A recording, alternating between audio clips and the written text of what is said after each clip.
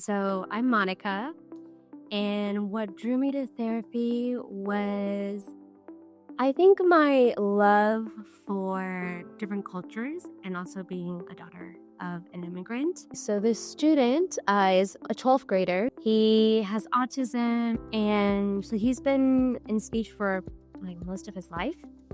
And I would say he had a lot of challenges communicating like fluidly, and he had a lot of disfluencies, meaning he showed a lot of characteristics of stuttering, which is like bumpy speech is what we call it. And we really worked on the social emotional piece because I think the importance of supporting an individual who goes through stuttering or is dealing with fluency issues is there's quite a bit of an emotional component versus just going straight into this is the strategy.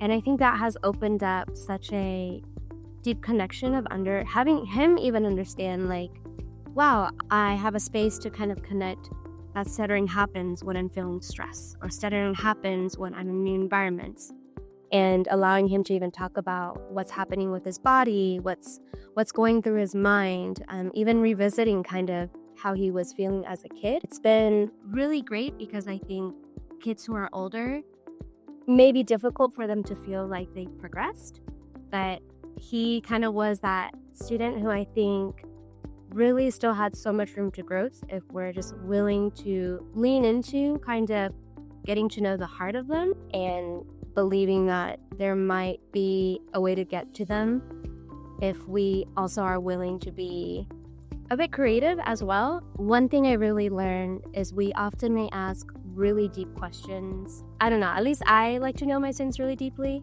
but it can leave them feeling very like bare, like, oh, I just met you and I'm gonna go really intensely about something, especially if it's like social connections, which they are struggling with. So I think a lot of times you have to lead and be that individual to model, like, I have other students that have shared this with me. Giving them the language or being like, for me, I struggle with this aspect. And I think with older kids, there has to be more of a, like, we're here on the same team. I'm here to guide you, but not in a, I'm higher up than you. It's kind of like we're in this together. I think there were times where I even asked for feedback. I'm like, hey, how am I doing? Like, are you feeling acknowledged? Like, how are these topics? And he was like, Miss Monica, I'm not really interested in this. So it taught me that I need to also be more fluid. So he ended up telling me he really likes AI, understanding movie production. He has told me, like, when I'm speaking to an adult or someone who he thinks is more superior to some degree, or in a new social situation where there's more than one individual, he says he feels like he wants to like rush and like just say what he wants to say, but it builds up anxiety, and then a lot of his words are jumbled or they kind of repeat. I was like, I'm gonna try this pacing board to slow him down. And so we would do a rectangle, and within that rectangle I would put colored dots, and we would just do 4. And the purpose was to space the dots out more so that when he's talking, like he's kind of touching his screen, he has to even move more to really slow down. And so at first, we actually talked about what he liked, like movies. And then over time, they would get closer and closer, so it mimics more natural speech. And then later, I noticed he kind of was just doing this.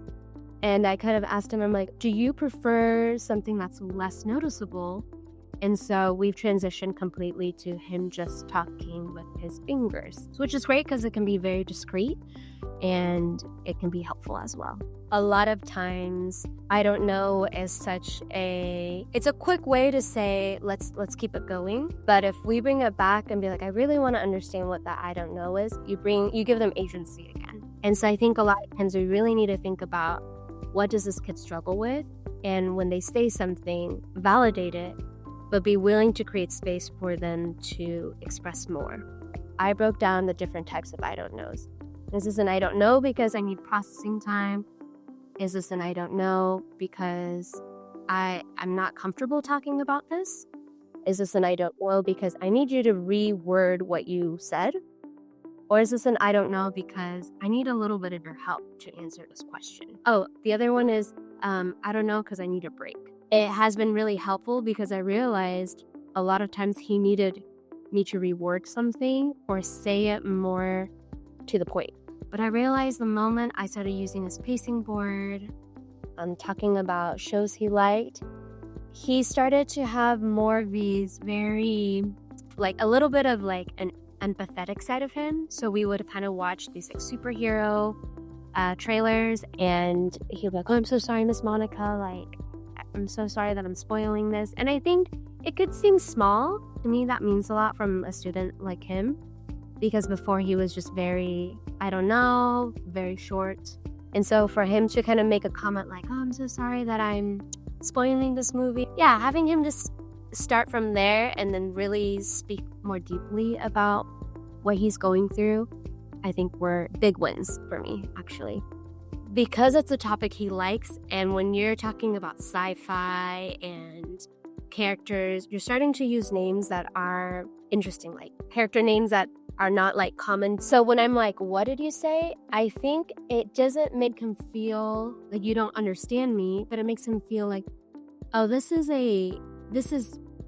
because you've never seen this." So it takes away that thing he always goes through, like, "Oh yeah, they don't understand me again."